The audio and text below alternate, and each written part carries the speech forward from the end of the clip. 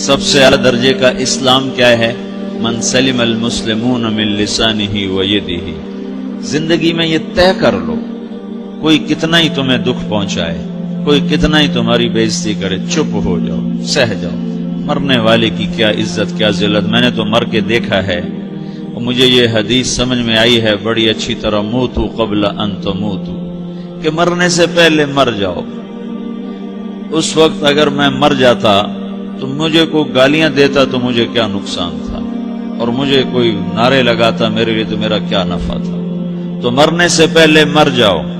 کوئی تمہیں برا بھلا کہے تو تمہارا کیا نقصان ہے، تمہیں کوئی واہ واہ نعرے لگائے تمہیں کیا نفع ہے. اگر اللہ راضی ہے تو مردہ باد اور زندہ باد سے بے نیاز ہو.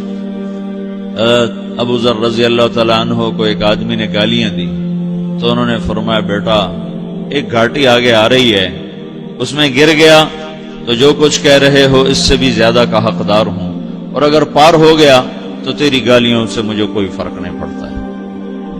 من سلم المسلمون من لسانہ و یدہ موتوا قبل ان تموتوا. چونکہ آج کل اخلاق ہیں انتقامی، معاف کرنے والے اخلاق ہیں نہیں، انتقامی اخلاق ہیں. ہمارا معاشرہ انتقامی ہے، اچھا کرو گے تو ہم اچھا کریں گے، برا کرو گے تو ہم برا کریں گے، جیسا کہو گے ویسا ہم سے سنو گے. یہ ہمارا ماحول ہے، یہ ہمارا.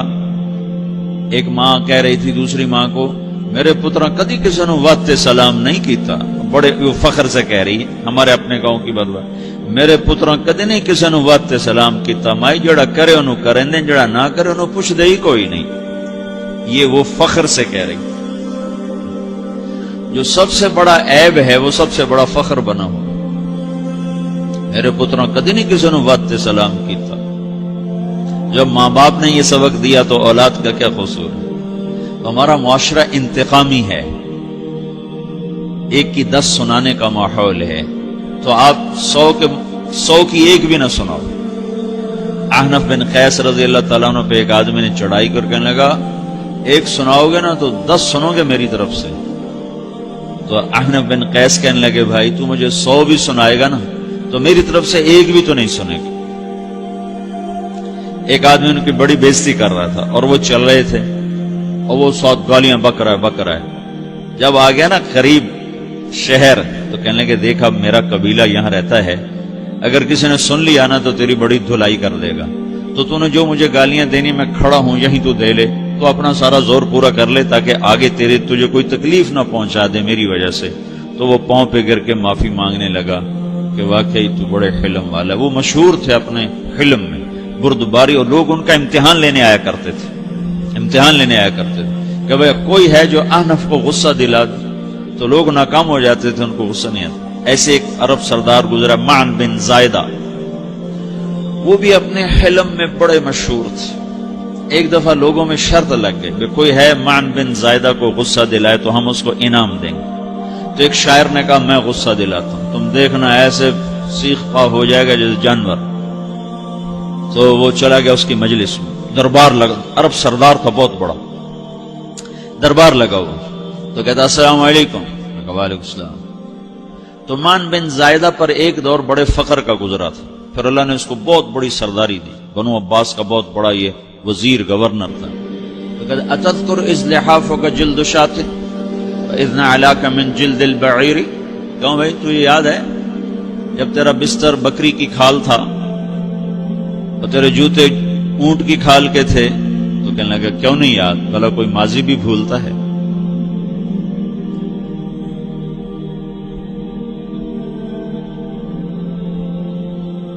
تو وہ کہنے لگا پہلا وار تو خطا گا کہ فسبحان الذی اعطاک ملکا وعلمک الجلوس علی السریر. تو پھر ساری تعریفیں تو اللہ کی ہیں جس نے تیرے جیسے کو تخت پہ بٹھا دیا. کہاں بھئی ساری تعریفیں اللہ کی ہیں، میری تو کوئی اوقات نہیں. تو کہنے لگا سأرحل عن دیار انت فیہا وان جار الزمان علی الفقیر. جہاں تیرے جیسا حکمران ہو وہاں مجھے رہنا گوارا ہی نہیں ہے، میں یہاں سے چھوڑ کے نکل جاؤں گا چاہے کتنی تکلیف اٹھاؤں. بڑے دربار میں یہ ایک گورنر اور وزیر سے بات ہو رہی ہے تو وہ کہتا ہے اچھا بھائی اگر تو ہمارے پاس رہے گا تو ہم تیرا اکرام کریں گے، اور اگر تو جانا چاہتا ہے تو پھر رافقت کا سلام، تو وہ یہ بار بھی خالی گیا تو کہنے لگا فجد لی ابن ناقصۃ بمال،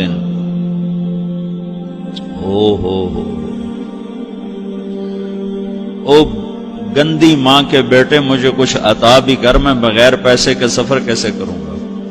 عرب کو کسی کو بھی ماں کی گالی دے دینا پھر عرب سردار ہو. فجد لی ابن ناقصۃ بمال، بری ماں کے بیٹے مجھے کچھ پیسے بھی دے، میں نے جانا ہے. کہا بھائی اس کو 3000 دے دیا جائے. اللہ تو کہنے لگا قلیل ما آتیتنی و انی لأطمع منک فی الکثیر، یہ تو بہت تھوڑا تو نے دیا ہے، مجھے اور دے. کہا اچھا بھائی 3000 اور دے دو. تو وہ شاعر کی بھی آنکھیں پھٹ گئیں. کہنے لگا اب ٹھہر جا ٹھہر جا، اب میں تیری اصل تجھے بتاتا ہوں. سألت اللہ ان یبکیک ذخرا فما لک فی البریۃ من نذیر، میں اللہ سے دعا کرتا ہوں اللہ تیرے جیسوں کو سلامت رکھے، تیرے جیسا دنیا میں کسی ماں نے جنا ہی کوئی نہیں. فمنک الجود والافضال حقا وفضل یدیک کالبحر الغزیر، تو ہی سخی ہے، تو ہی کریم ہے، اور سمندر بھی تیری سخاوت کے آگے کچھ نہیں ہے. تو نے کہا اچھا بھائی تو نے ہماری برائی کی، ہم نے تمہیں 6000 دیے، اب تو نے ہماری تعریف کی، اب 10,000 اور دے دو اس کو. باتیں ہی رہ گئیں، باتیں ہی رہ گئیں. کہاں سے لائیں ایسے لوگ؟ ہمارا معاشرہ انتقامی ہے، بدلہ لینے کا ہے، بدلہ لینے کا. تو میرے ساتھ کیا میں نے بھی کرنا ہے. اعلیٰ درجے کا اسلام یہ سکھا رہا نہیں چپ ہو جاؤ، سلامت بن جاؤ، سلامتی بن جاؤ، سلامتی کی علامت بن جاؤ. من سلم المسلمون من لسانہ ویدہ. اب وہ سوال کرتا ہے یا رسول اللہ ای الایمان افضل، سب سے اعلیٰ درجے کا ایمان کیا ہے؟ اسلام کیا ہے؟ کلمہ، نماز، روزہ، حج، زکات. اعلیٰ درجے کا اسلام کیا ہے؟ من سلم المسلمون من لسانہ و یدہ. یہ اخلاق کا ادنا درجہ ہے، ادنا درجہ ہے. ادنا درجے پر پہنچ کر آپ اسلام میں اعلیٰ درجے پر آ سکتے ہیں. وہ سوال کرتا ہے ایمان کیا ہے؟ تو آپ نے کہا اللہ پر، فرشتوں پر، کتابوں پر، رسولوں پر، موت کے بعد کی زندگی پر، تقدیر پر. اب ایک اور سائل سوال کرتا ہے ای الایمان افضل، سب سے اعلیٰ درجے کا ایمان کیا ہے؟ تو آپ نے فرمایا حسن الاخلاق، اچھے اخلاق سب سے اعلیٰ درجے کا ایمان ہے. جو آدمی اسلام میں، جو آدمی اخلاق میں، جو مرد عورت اخلاق میں ادنا درجے پر ہوتا ہے وہ اسلام میں اعلیٰ درجے پر پہنچتا ہے. اب اگر وہ اخلاق میں اعلیٰ درجے پر آ جائے تو اب یہ کہاں پہنچے گا؟ اب یہ کہاں پہنچے گا؟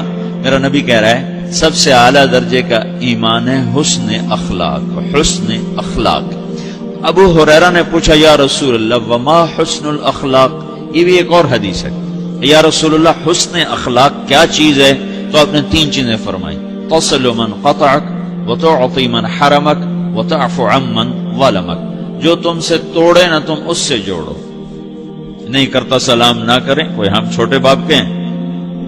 ہم تو کبھی بھی نہ کریں، ہم تو کبھی بھی نہ منہ تھوکیں بھی نہیں ہم تو میرا نبی کہہ رہا ہے جو توڑے تم اس سے جوڑو، جو محروم کرے اسے عطا کرو، جو زیادتی کرے اس سے درگزر کرو. یہ 3 کام جو عورت مرد کر لے گا یہ اخلاق کے اعلیٰ درجے میں ہے. جب یہ اخلاق کے اعلیٰ درجے پر پہنچتا ہے تو پھر میرا نبی کیا بشارت دیتا ہے؟ ادنا درجے پر پہنچ کر تو اعلیٰ مسلمان کی بشارت ہے، اور اخلاق میں اعلیٰ درجے پر پہنچ کر میرا نبی کہتا ہے کاد الحلیم ان یکون نبیا، اعلیٰ اخلاق والا بس نبی بنتے بنتے رہ جاتا ہے. اعلیٰ اخلاق والا ایسے ہے جیسے کہ نبی، قریب ہے کہ وہ نبی بن جائے.